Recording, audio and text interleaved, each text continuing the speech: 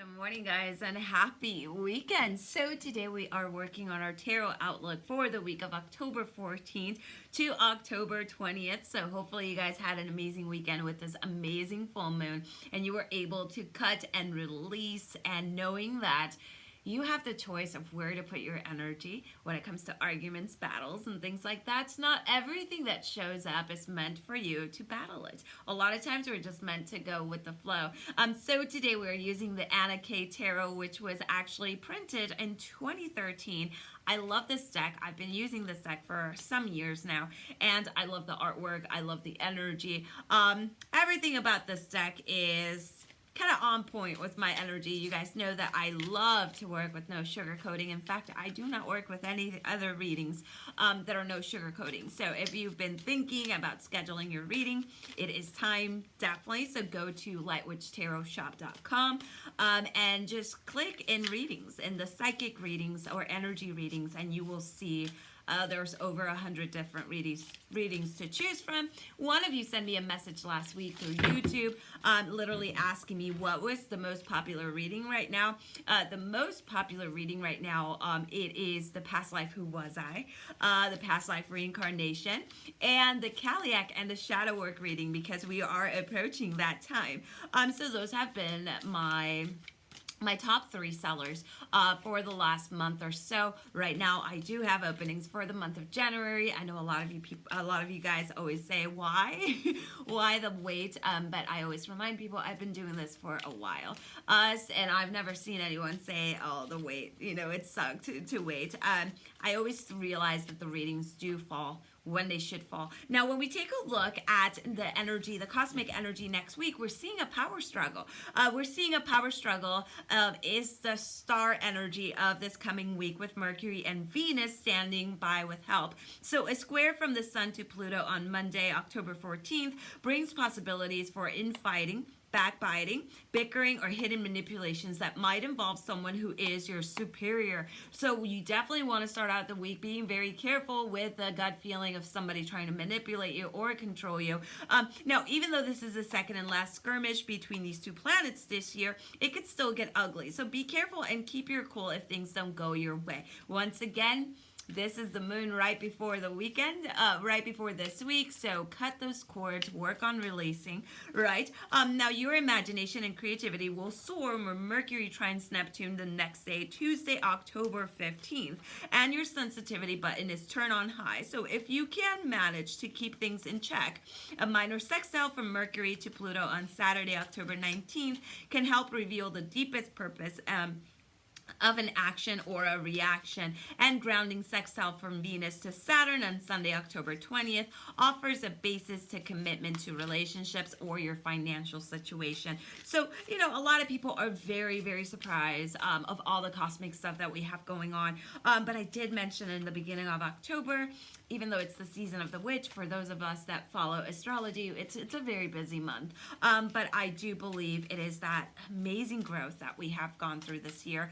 I called this year the year of the Kali when I did my upcoming year energy reading, and it hasn't failed me. It is the year of the Kali. Now, I do think next year is going to be a year of fire when we're finally standing our ground. So if you've been losing a lot of people lately, prepare yourself to lose more people, but remember that the universe has its way of taking out that energy for you. So in the long run, it's good, right? So let's go ahead and take a look at Monday, Tuesday.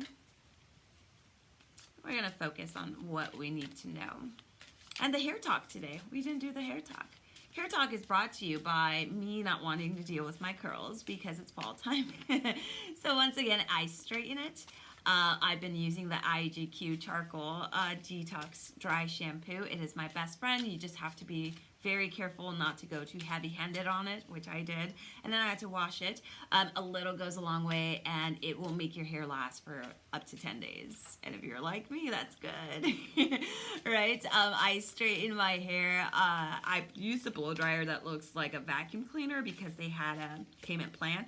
And that's pretty much it. On the days that it needs to be fixed or a little bit straightened, I use the Baby Bliss Pro and just kind of go really, really fast. I don't let it sit there or anything.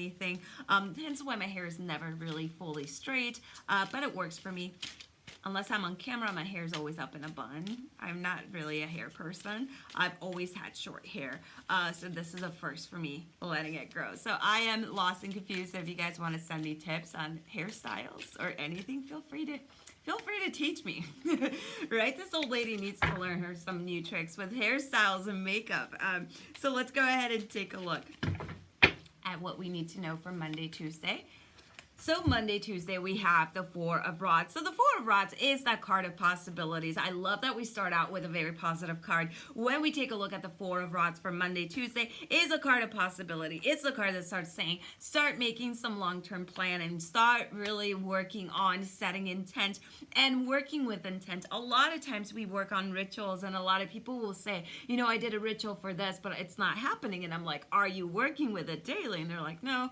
And, you know, a lot of times when we work with intent, we have to bring some affirmations. We have to really focus on the energy daily. This doesn't mean doing a ritual every day, but if I burn to rituals for wealth and abundance every day, I'm going to work with my affirmations. I'm going to work with visualization for at least 3 minutes, and I'm going to continue to let the universe know that this is exactly what I want. We definitely don't want to bring confusing energy to the universe by hoping. You know, hoping is a beautiful thing, but when we're working with intent, we do not want to hope. We want it. We're like, this is happening to me, right? So what we see here is Monday, Tuesday, it may also be a kind of like a situation, right? So we might be seeing a situation in which you can actually move on to new ground. So maybe something's coming to an end. Maybe you realize you don't want to fight about it anymore. You're ready to move on. So Monday, Tuesday, you're going to feel that energy. We see some good energy for the beginning of the week. Now, when we take a look at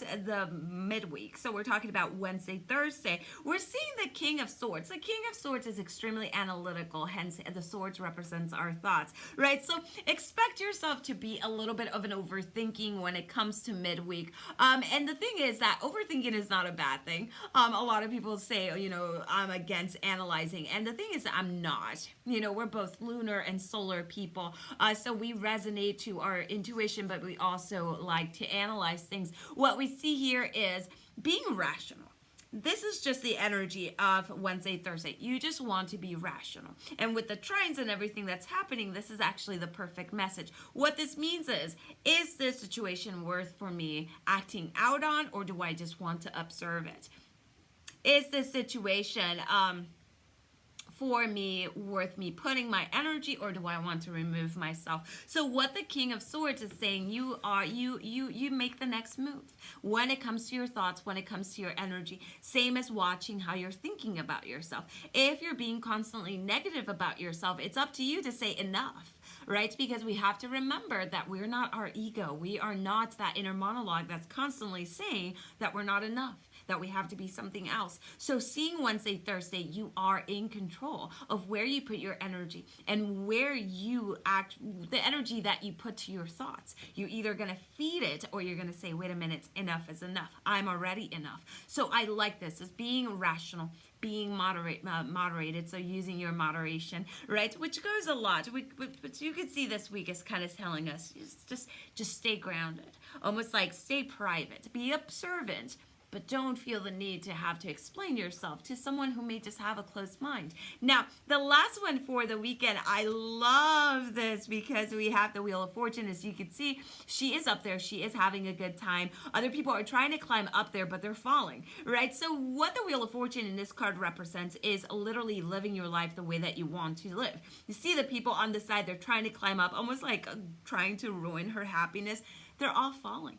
Right? So meaning that sometimes, a lot of times, the choices that you make that are best for you, other people may not understand them, right? Or you will realize that you're really excited about something and other people may not be excited for you. Right now, you do not have the energy, or you do not want to spend your time asking someone, why aren't you happy for me? Why? Why don't we want to go there? Because every time that we have to be like, why aren't you happy for me? We are lowering our vibration, right? So if something really exciting is happening and you're feeling the excitement, or you're daydreaming and you know this is coming, enjoy it.